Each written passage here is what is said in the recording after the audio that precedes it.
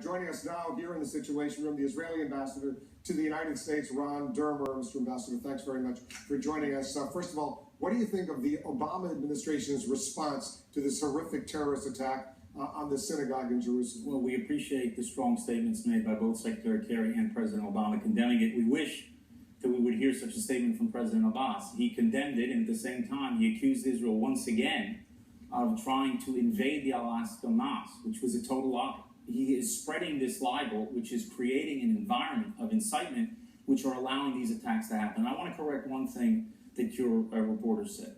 People ask, is this part of the problem, the breakdown of the peace process? Remember, well, if you've been covering this conflict for a long time, in the mid-1990s, we had buses blowing up. And people said at the time that was because the peace process was actually moving forward. Now they're saying that the reason why Jews are being massacred is because there's not a peace process. It has nothing to do with the peace process. It has to do with the fact that you have in Palestinian society people who want to murder Jews. And they're now in an environment where people are encouraging it. Hamas is celebrating in the streets of Gaza. Abbas is not condemning these types of acts. What do you want to hear from fueling the fire? What would you like to hear from the Palestinian Authority? Well, how about stop your government, end your pact that you've made with a bunch of terrorists? Right now, President Abbas is sitting in the same government with the terrorists who are celebrating the savage murder of Jews in a synagogue. How about he ends his pact with Hamas? That's for starters. The second thing that he might want to do is stop using the media that he controls, the schools that he controls, the mosques that he controls, to incite against Jews, to incite to violence and terrorism, and spread a lie as if we're trying to destroy the Al-Aqsa Mosque. It's false. And he's got to stop it, and the world has to hold him accountable. Is there a dialogue? Do you have the Israeli government and the Palestinian Authority leadership, including President Abbas? Is there a dialogue of sorts that you guys are discussing any of this directly? Well, we have the ways to communicate. We don't have the political dialogue because once President Abbas made the decision to make a pact with an unreformed terror organization, the political talks stopped. And I think it's important for the world to send a very strong message after this attack to President Abbas, end your pact with Hamas, and you have to go into peace negotiations with Israel. What is he doing? He's not only staying with Hamas, he is also seeing from a lot of European governments that they will recognize a Palestinian state. So the only message that the world is sending to Abbas is do what you're doing.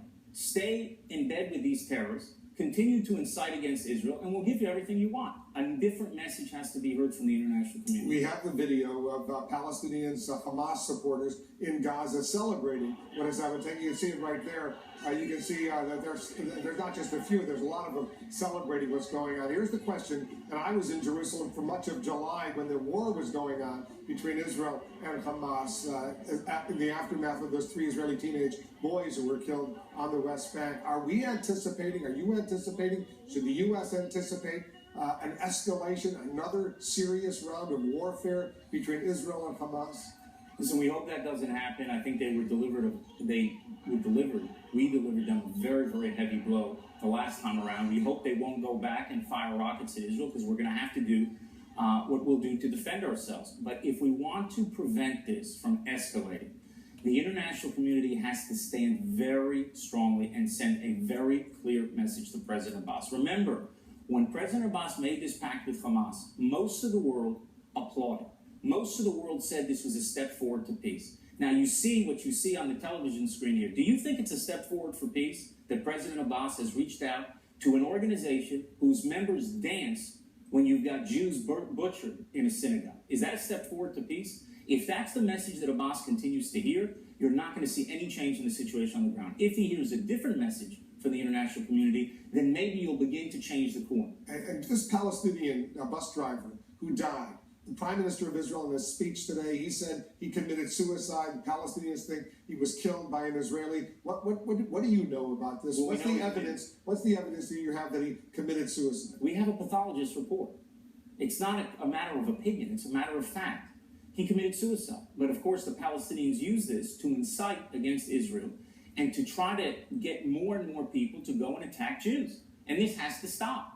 There has to be a clear response from the international community against it. You know, if the international community would spend 1/10 of the time that they spend condemning Israel for building apartments in Jerusalem focusing on the problem of Palestinian incitement, we'd be a lot closer to peace today. Mr. Ambassador, I want you to stand by. We have more to discuss, including next Monday's deadline for an international deal with Iran to end its nuclear program. I know Israel has strong thoughts on what's going on right now. The ambassador of Israel to the United States, Ron Dermer, is standing by. More questions right after this.